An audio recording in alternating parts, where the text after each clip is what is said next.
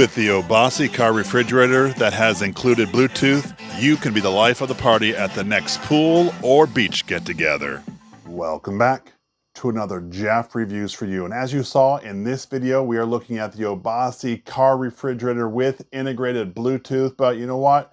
Enough talk. Let's get right into this review. Check out my new cooler from AOBOSI. On this side, it looks just like an ordinary cooler. We can see it has some wheels. It's got an awesome color, but let's spin this thing around. What? It's actually a portable car refrigerator cooler, and it has integrated Bluetooth so you can play your music and keep your food cold. Let's go over the specs. We already talked about the Bluetooth. It has an internal 8,000 milliamp battery. I love that. It does have a retractable handle so you can pull this along your way, plus some really convenient wheels. Also, it has USB ports. You can either charge this in your vehicle or at a regular outlet. What we want to do now is we want to plug this in and charge up that battery, see how long it takes to charge the battery up, and then we're going to test out the battery too. If we lift up this flap, we find our different ports. Right here is where we're going to plug it in to charge it. Plus, we have some USB ports. Now, how cool is that? You can charge your phone when you're out there a day at the pool or the beach. Of course, we also have an input for solar panels and then a DC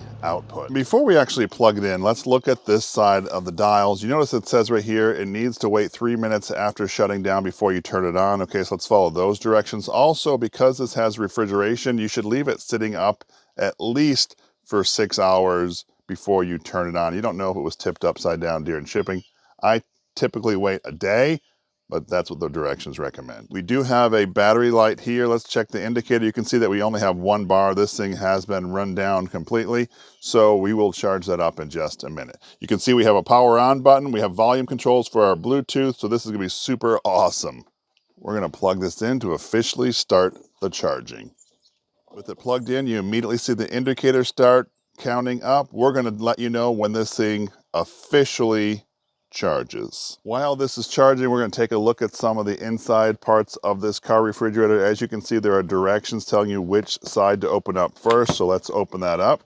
I was not expecting this. You can see that both of the lids actually almost come open to like a service top where you have cup holders and just spots that maybe you can do some prep on there. That is actually pretty cool. Well, that's neat. Right here on top, we find our very own cutting board. I like that. Plus, there's like these access doors to get on the inside. Of course, there's some protective plastic on there that I am going to remove. With the plastic coating taken off, we want to put these in the correct order. Number 1 goes down first. Number 2 goes on top. They do have different little tray racks that they go into. And I like having this because now if I end up opening up my cooler, all the cold air or the cold part is not coming out because I have these here. Plus, if I need to open things up, I can from either side. Of course, when I have it closed, I can leave the cutting board there, close it all up. I wanted to get a quick shot of that extension handle so you can actually wheel it. This actually is a really convenient part because it pulls very, very easily. What I like about it is the directions tell you that most of the time you have to leave it like this to keep the refrigeration going. But if you do walk it from time to time, if you keep it at a 45-degree angle, it'll still keep cold. But then again, you should not keep it in that 45-degree angle for an extended period of time. So tell me, what are your thoughts of this car refrigerator with Bluetooth? Something you'd look into? Not so much? Let me know down in the comment section below. I would love to hear from you. All I have to say is wow, it took only 3 hours for this thing to fully charge. That is absolutely amazing. I will say I did drain this battery and completely dead before starting to charge, and wow, I am pleasantly pleased. That is super fast charging. We're going to actually power the unit on officially by pushing the power button. Oh, there it goes. It tells us, well, the internal temperature is 66 degrees Fahrenheit.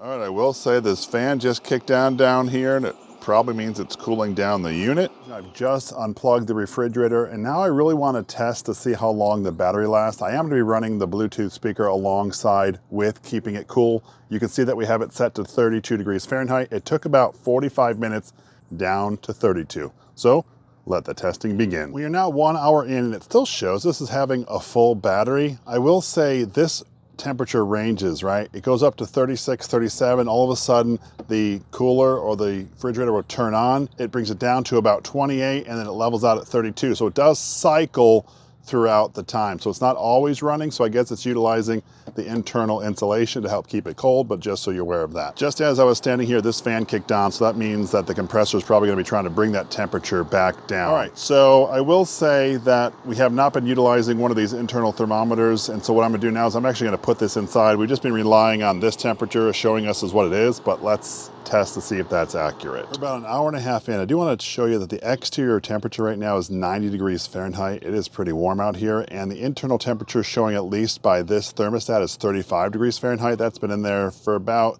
30 minutes. And our battery indicator has dropped from 4 down to 3. Also, what do you think of my cell phone holder? I put it right here where the handle goes. I thought it was a great idea. We are just shy of 3 hours for this cooler running, and as you can see, the gauge has dropped down to 2 out of 4, so we are still running strong. The internal temperature is telling us it's right around 28, which is, you know, close to what we have. We have it listed as 30. It's still pretty warm outside. We'll check back in another hour or so. We've gone a little over 5.5 hours, and as you can see, we are still going. It's still maintaining a cool temperature. I do have this set pretty low, but it's maintaining that temperature. Of course, we've been using the Bluetooth.